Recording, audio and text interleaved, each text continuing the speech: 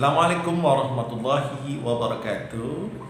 Saudaraku yang insya Allah dimuliakan oleh Allah, kita akan lanjutkan kembali kajian kitab Minhajul Muslim, ya, kitab karya para ulama salafus salih ini.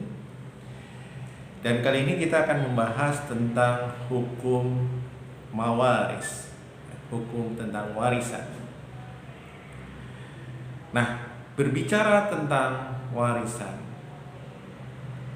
perlu diketahui saudaraku yang insya Allah dimuliakan oleh Allah, bahwa hukum warisan itu adalah hukum yang paling terperinci, ya, yang paling terperinci dalam Al-Quran. Berbeda dengan tentang sholat, tata cara sholat tidak dijelaskan di dalam Al-Quran. Tata cara bagaimana pelaksanaan sholat, haji, ya, puasa, itu dijelaskan dalam sunnah-sunnah nabinya. Nah, sedangkan khusus tentang mawaris, hukum mawaris telah jelas ayat-ayatnya di dalam Al-Quran, dan pembagiannya pun sudah ada di dalam Al-Quran. Jadi hukum yang paling terperinci di dalam Al-Quran itu adalah hukum mawaris, hukum tentang warisan. Nah, bagaimana tahapan Islam, cara Islam tentang warisan tersebut? Ya, di kiri katakan bahwa bagaimana hukum waris itu, ya, wajib dilaksanakan oleh kaum muslimin. Siapapun orangnya, dari golongan apapun, maka dia wajib melaksanakan hukum waris.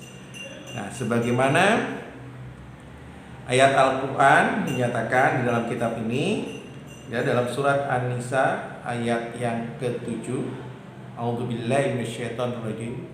Bismillahirrahmanirrahim. Lirrijali nasibum mimma tarakal walidani wal aqrabun, walinisai nasibum mimma tarakal walidani wal aqrabuna mimma qala minhu aw qasur nasiban mafruḍa.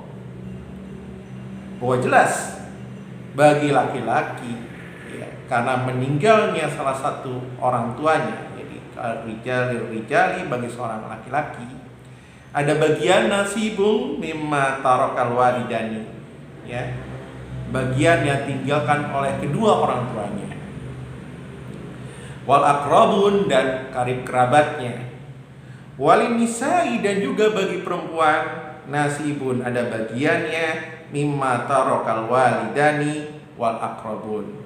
Jadi perempuan juga ada bagiannya dari apa-apa yang ditinggalkan oleh kedua orang tuanya dan karib kerabatnya.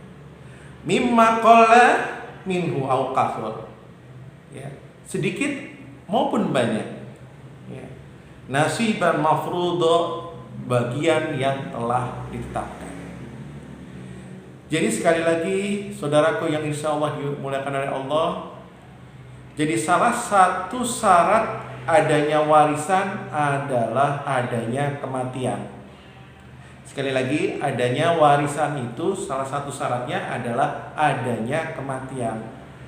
Maka tidak etis seseorang yang orang tuanya masih hidup itu meminta bagian warisan. Sama saja, ya, menyuruh kedua orang tua kita atau salah satu dari pihak dari yang ada itu meninggal dunia. Sekali lagi, tidak ada warisan apabila salah satu pihak tidak ada yang meninggal dunia. Warisan akan terjadi apabila pihak yang punya harta itu meninggal dunia. Nah, apabila salah satu pihak meninggal dunia, maka terjadilah pembagian waris. Nah, laki-laki maupun perempuan juga mendapatkan bagian.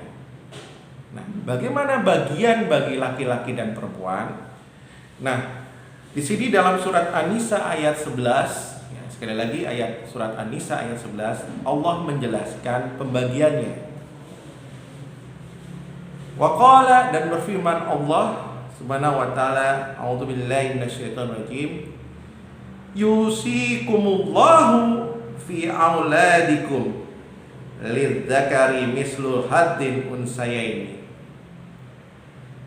Jelas bahwa Allah telah berfirman untuk anak-anak kalian bahwa pembagiannya yaitu bagi laki-laki lidzakari mislu haddin unsayaini adalah bagian yang 2 kali dari perempuan. Nah, ketentuan ini harus dijalankan.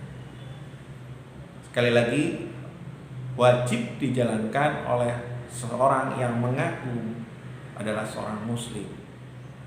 Walaupun di tempat tinggalnya atau di daerah kebanyakan di Indonesia yang berlaku adalah hukum adat, tapi kenyataannya di dalam Al-Quran mewajibkan kita membaginya dengan cara Islam, yaitu 2 kali lebih besar bagi laki-laki daripada perempuan. Tidak sama rata. Karena hukum waris itu telah jelas, saudaraku. Maka apabila kita melanggar hal demikian, maka siksa Allah sangat pedih kepada kita.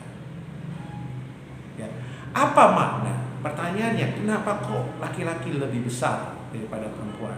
Apa dibalik dari pembagian laki-laki lebih besar daripada perempuan? Saudaraku yang insyaallah dimuliakan oleh Allah, kita tahu bersama laki-laki adalah penanggung jawab dalam keluarga kecilnya maupun keluarga besarnya. Laki-laki diberi tanggung jawab mengurus keluarganya.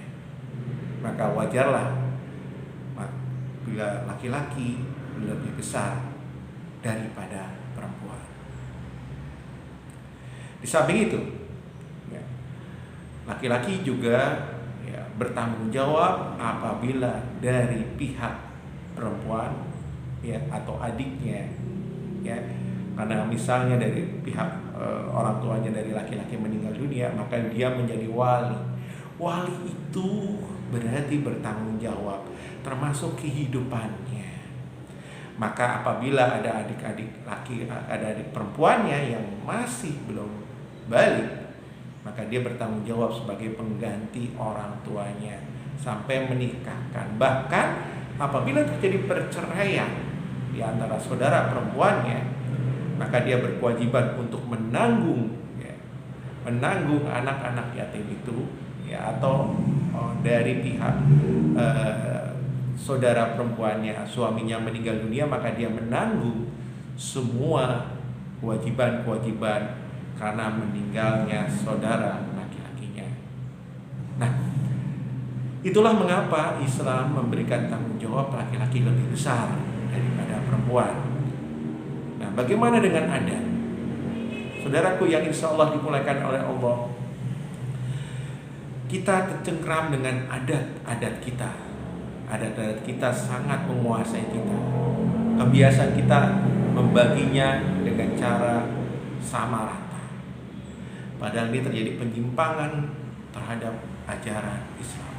Tidak adanya pengakuan terhadap hukum syariat Islam. Nah, saudaraku, solusinya bagaimana? Nah, solusinya adalah bagikan dahulu dengan cara Islam, dengan pembagian 2 kali lebih besar laki-laki daripada perempuan. Nah, seandainya saudara laki-lakinya nanti setelah pembagian selesai kemudian memberikan bagiannya itu kepada saudara perempuannya, monggo silahkan. Yang jelas pembagian pertama adalah dengan pembagian dengan sistem Islam. Dan perlu diketahui asasnya adalah keridhaan.